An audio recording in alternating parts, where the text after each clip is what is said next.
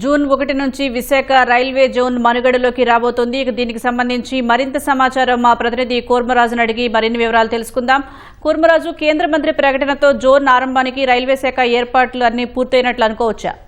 దక్షిణ కోస్తా రైల్వేకి సంబంధించి తూర్పు కోస్తా నుంచి విడదీసి దక్షిణ కోస్తా రైల్వే జోన్ ఏర్పాటుకు సంబంధించి స్పష్టమైన ప్రకటన జూన్ 1 నుంచి కార్యకలాపాలు ప్రారంభమవుతాయి. అపాయింటెడ్ డేట్ ఉంటుందని మేము రైల్వే శాఖ మంత్రి అశ్విని వైష్ణవ్ ఇవాళ గూగుల్ ఏఐ డేటా హబ్ శంకుస్థాపన కార్యక్రమంలో ఆయన చెప్పడం జరిగింది.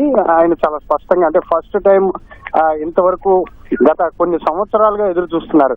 ఎందుకంటే ఉత్తరాంధ్ర ప్రజలు, ఆంధ్రప్రదేశ్ ప్రజలు వీళ్ళంతా కూడా కొన్ని సంవత్సరాలుగా ఎదురు చూస్తున్న ఆ కళ సాకారం అయ్యే నెరవేరే రోజు అది ఫిక్స్ అయిందని మనం అర్థం చేసుకోవాలి. జూన్ 1, 2026 దక్షిణ కోస్తా రైల్వే జోన్ ప్రారంభమవుతుందని ఆయన స్పష్టం చేశారు.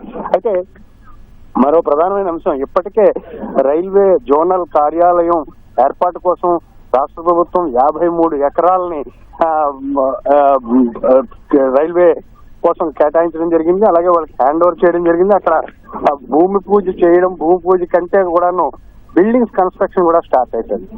ఇక తాత్కాలిక కార్యాలయాన్ని విఎంఆర్డిఏ డెక్ బిల్డింగ్ లోనేమో తాత్కాలిక కార్యాలయాన్ని ఏర్పాటు చేసేందుకు పూర్తి స్థాయిలో అక్కడ అంతా సన్నాహాలన్నీ చేశారు. ఆ సన్నాహాలన్నీ కూడాను ఇప్పుడు కార్యరూపం దాల్చిన ఇవాళ ముఖ్యమంత్రి చంద్రబాబు అలాగే రైల్వే శాఖ మంత్రి అశ్విని వైష్ణవ్ తో కలిపి అక్కడ వాళ్ళు అక్కడ ఈ సాయంత్రం సమీక్ష జరపనున్నారు.